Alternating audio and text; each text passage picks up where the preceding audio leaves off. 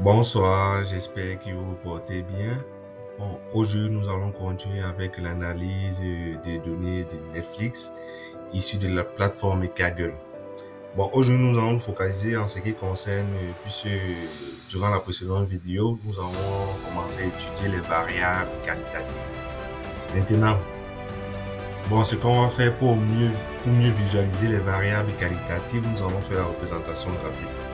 Ce que j'ai fait premièrement ici, si vous remarquez bien, on appelle ça un graphique, ça c'est un graphique dynamique. Comment est-ce qu'on fait pour le créer? On vient aussi sur Netflix, on sélectionne la base de données, après la plage de données bien évidemment.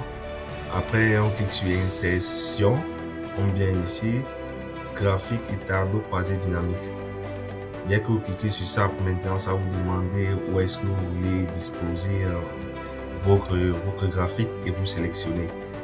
Mais en fait, je voulais beaucoup plus me focaliser sur les explications. Dès que vous avez créé votre graphique, maintenant vous pouvez sélectionner, comme par exemple ici, pour ce graphique-ci, j'ai sélectionné les genres. Bon, ce que je vais faire, je vais désélectionner pour que vous puissiez mieux voir. Donc, j'ai sélectionné les genres que je mets ici et je vais sélectionner les titres que je vais mettre ici. Maintenant, voici les différents graphiques que Excel m'a présenté en fonction de ce que j'ai sélectionné. Puisque nous avons en tout cas, les variables qualitatives qu'on devait étudier, nous avons la disponibilité, c'était beaucoup plus la disponibilité globale des films ou bien des séries, ou bien sur le genre. Comme vous pouvez le remarquer, c'est assez touffu. Si on essaie un peu d'agrandir, c'est assez touffu. C'est assez touffu de visualiser ça. Donc, quand j'essaie un peu d'agrandir, c'est assez touffu et on peut pas facilement identifier. C'est pas assez visible. Et même quand on fait, comme par exemple pour cette fois-ci, pour pouvoir créer, donc c'est la même base de données, c'est la même plage de données. Et cette fois-ci, j'ai juste modifié du diagramme, du graphique. Qu'est-ce que je fais? J'ai cliqué modifier type de graphique. Maintenant, dès que vous cliquez, vous pouvez maintenant choisir le type de graphique que vous voulez et vous cliquez et ça va vous représenter. Maintenant, ce que je peux faire, c'est que vu que c'est touffu, ce que je peux faire, c'est de me dire que bon, je vais se sélectionner. Je vais d'abord commencer par classer parce que ici là, j'ai comme l'impression que les variables ne sont pas classées. Il faudrait d'abord classer par ordre décroissant. Donc, je vais venir sur écrit supplémentaire. Je vais sélectionner un instant. Je sélectionne. Oui, c'est ça que bon, je pense que je vais beaucoup plus utiliser celui-ci. Voilà. Le nombre de titres par descendant.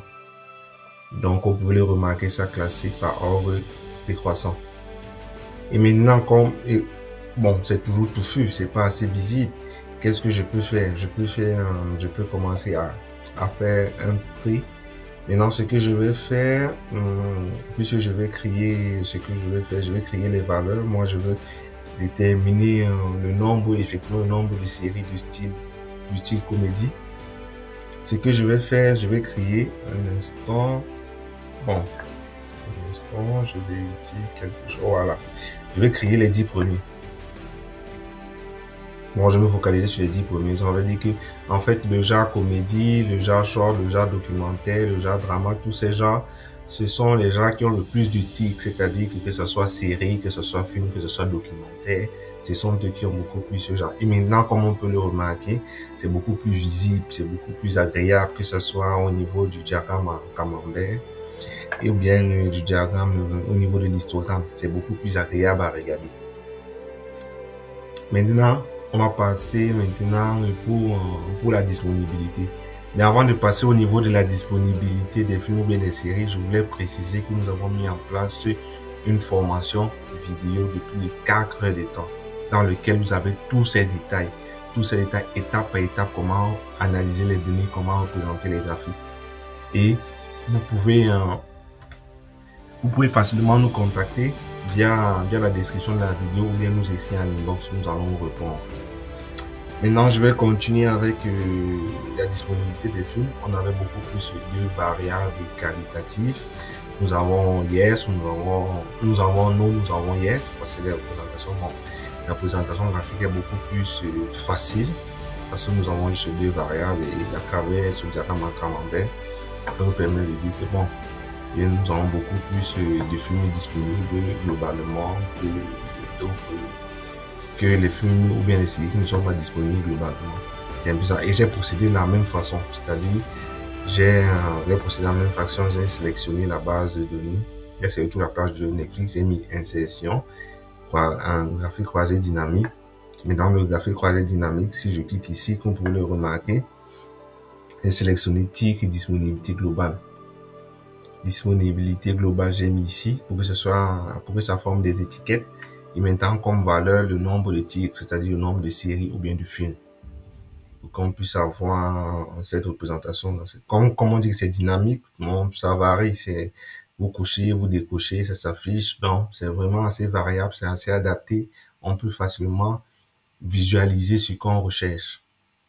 J'espère que vous avez aimé la vidéo. On se dit à la prochaine pour la suite des analyses. Merci.